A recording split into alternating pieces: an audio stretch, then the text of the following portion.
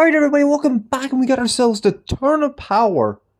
And this is going to be going over everything at the path, teams, what to look for, and obviously usual stuff. So yeah, we're going to get straight into this here with obviously showcasing the path, and right here.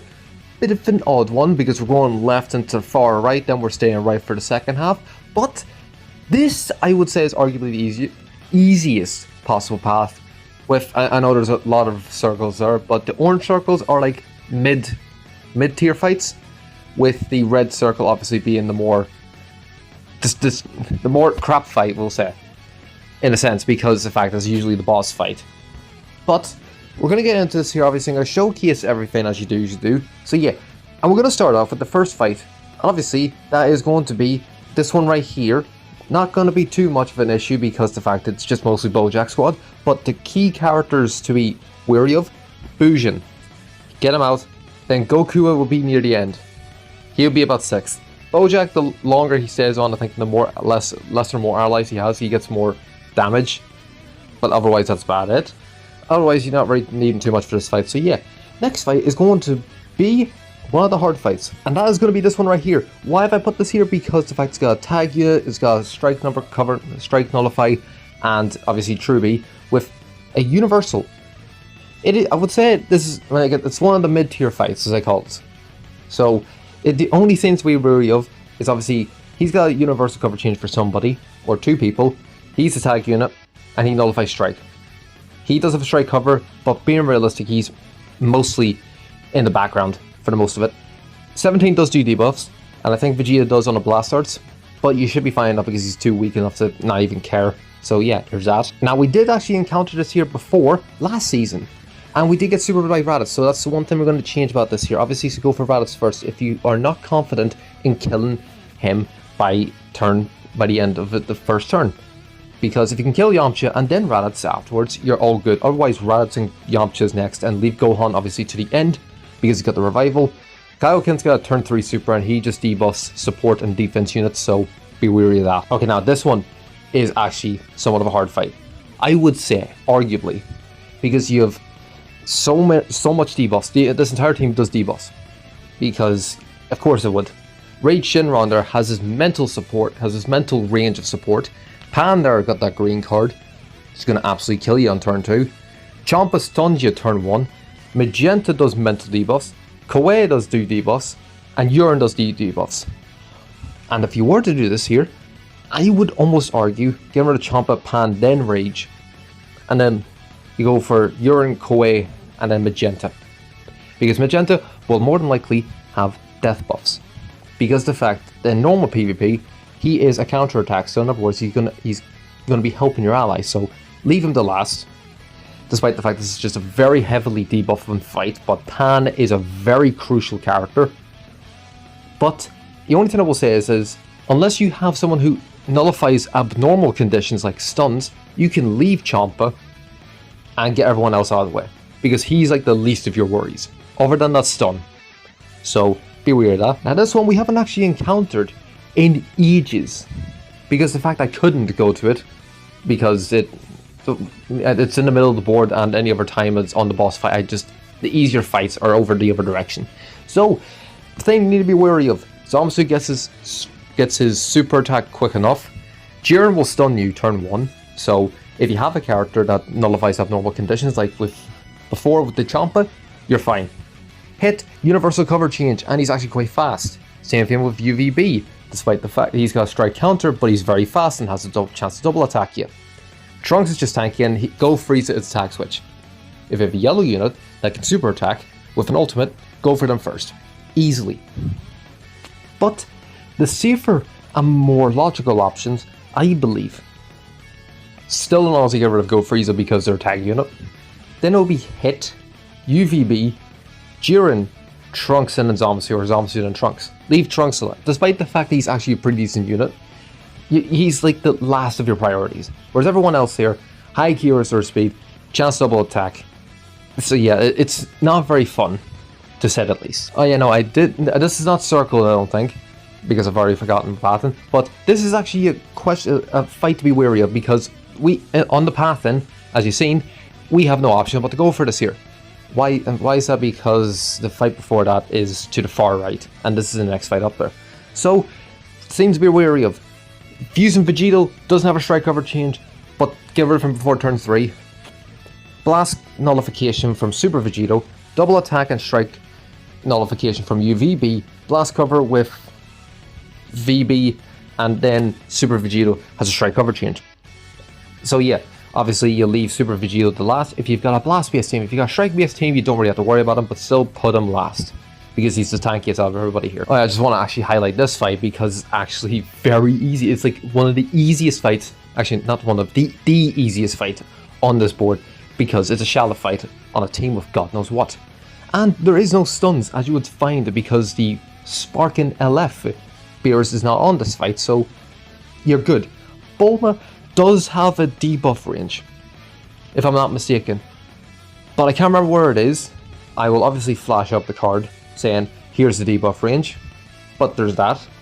So, in all honesty, you probably can't really do anything about it, so you just still leave it a wee bit, but get rid of Whis, Beerus, Bulma, Piccolo, Gohan, Charlotte. Easily done. Yeah, no, I had this here, actually, within the first half as well. I completely forgot to do this here, but this fight here, I was almost very convinced to put this here as a labeled hard fight, quote unquote, because the fact that it's got Universal Bomb Coup, the EX Trunks, and the tag unit. Otherwise, that's it. This has nothing else. The rest of them are easy to deal with. So, I'd say just be wary of him because he has a stun, wary of him because he buffs GT, and he's just tag unit. Everyone else there is just there, and these are just mostly for damage. Okay, now back into the first half, we got ourselves the Mohawk fight. Now you do have 16 there. Whenever you get below 50 or 40% of his HP, he gets a mental buff. Zamasu does do debuffs, and I believe it is for the bottom row of our board, and then Shin has a strike cover change, and I think those debuffs, I believe. But otherwise, the rest of this here board is fine enough. You don't have to worry about it. But otherwise, that's all the fights that I wanted to cover. We're going to have a look at the cover changes, nullifications, and I'm also going to be including the important fights only with regards to the cover changes and nullifications as well. So, over the entire board with every single fight, here is the strike, blast, and universal cover and nullification. As you see there, it's mostly strike based, with an even split of blast and a wee bit down in universal. Strike teams can most definitely still work, and I have made some strike teams to go along with the blast teams, so you can vote for either or. But blast is going to be definitely preferable, I would say. Strike can still be easily negated. But then next up is obviously the important fights only, in other words, the circle fights. And as you see there, the most of things is still within the strike favor. It's still iffy, but again, strike can still work 100%, and I still made strike teams no matter what.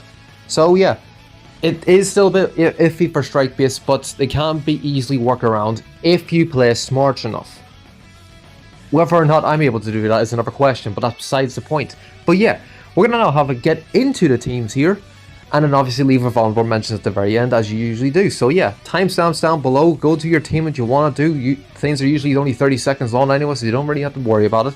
So yeah, let's get into it. And first up, we got ourselves a Saiyan team, and both strike and blast, because as I said, both can work. So yeah, as we see here for the strike team, we got ourselves some debuffs from Nappa, Goku with the guaranteed super, Berku and Vegeta for the heals, and Miniku for the mental key restore speed buff.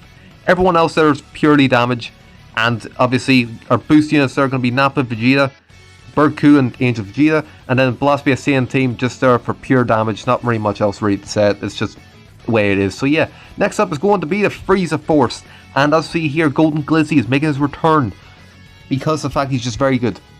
Guaranteed super attack is very good. And as we see there, Frieza there for the heals as well as naval. Nappa's a new addition because of the fact that he's actually pretty decent. And in case, for whatever reason, I've ever have an extra yellow, just because why not? And everyone else there is going to be primarily just pure damage dealing. First form Frieza is going to be a stun, getting you with the max HP, Z ability. So yeah, all around, very good team. Next up is going to be the Sagas, both Blast and Strike, and Blast Base. Oh my god, the amount of boost units they have in S tier. It's going to be a mental state for them. Same thing with the Strike team, not as much, but still going to be mental with regards to the amount of boost you're going to be getting from these teams. And as you see there, Blue Beast Gohan. Literally the number one that isn't Godku on Strike Beast Dance name. Strike Beast Saga's name. So yeah, in all around this is going to be, these are very good options to have for yourself. Next up is going to be the Saiyan Saga, and as you see here for the Strike Beast team, we've got 3 Friendship Rank 1s, and you see they're Raditz.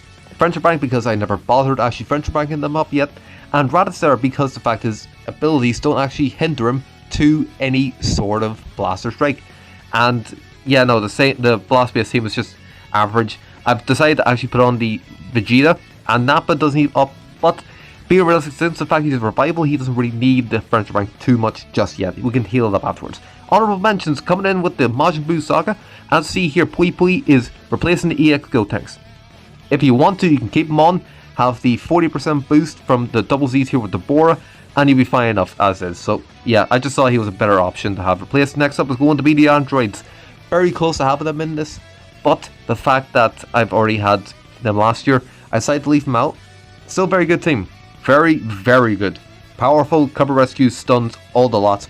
Easily good team. Next up is going to be the LOE, and as I say there, Ultra Priest is back onto the team. You could definitely replace him with the free-to-play green one.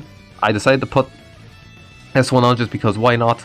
He's just a slight bit better once you get below 50% HP, but still a good team. Next up is going to be GT. No Strike Squad because the fact that all the Strike are in A tier, and being realistic, there's no good S tier units for them. So yeah, this is the best blast team you can actually make out of any of the characters sitting there.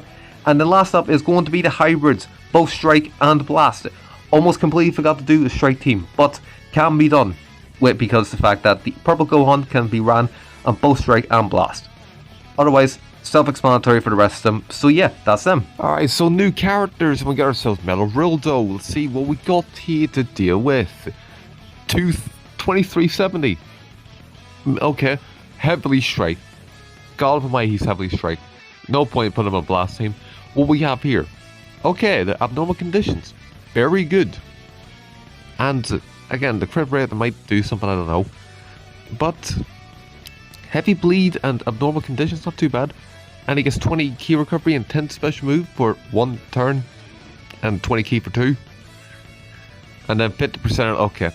Like this, he has absolutely nothing. The only good things I can see from this kit is abnormal conditions and the wee bit of gauge he gets from turn 3, end of turn 3, 50% or lower, and the start of the first turn with 10 gauge. That's it. Quite literally nothing to this kit. So if I had to give him a rating, I would probably say he is about 4 out of 10. There's nothing to him. And next up we got ourselves the new GT Goku, because this is the day that the song came out. And yeah, okay, so yeah, we're gonna have a look and see here what we have here. I'm gonna do 14 stars because might as well. Defenses and blast damage, very good. I don't know if or not you can put him on a strike team, but we'll see in his kit. 2197, Jesus God of mine, that's low. Anyways, 20%, okay, that's already rectified. 100%, okay, per 5 or more gets key recovery and crit rate, and he gets gauge on blast, although 3%. Bit of an odd number, why not 5 or 10? That's not me. And 100%. So essentially, oh wait, once per turn. Yeah, so wait, once per. Yeah, okay, so yeah, turn 2. If there's 5 enemies, he does it again. So that's very good. So yeah, do want to use blast. All right. Next up, we have here, and okay, pretty decent range, 30% average, and then 50% or lower. I don't know, but upon receiving an attack, okay, not too bad. Receiving an attack though is the only issue. I mean, he does have good defense if you max him out 100%, and yeah, otherwise it's actually half decent.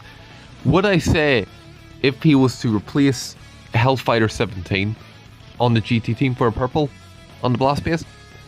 I would almost argue yes, because the fact that the 5 or more enemies thing is insane. Gets a load of key recovery. He doesn't get any key recovery over that 20% afterwards, but the 100% each turn to follow blast darts. Very powerful. That's it. It's very powerful. And it's 3% there. And if you get him down below 50, he gets an extra 30. So that is, in fact, 42. A bare minimum usually means at least 50% of his gauge every fight if your health is lower than 50. So, in all honesty, very good. Solid unit. He's significantly better, obviously, than the Metal Cooler. So I will give him a 7.5 out of 10. Definitely some flaws in it, because the fact that, the health gate with 50% is a bit stupid, and the fact that you have to apply the debuffs whenever you get hit, but otherwise still very solid. But yeah, no, that's going to be it for the TOP season. It's somewhat straightforward. There is some hard fights. New characters seem fine enough. That voice crack is insane. But yeah, no, it's will be a fun time, and I shall see us all in the next video.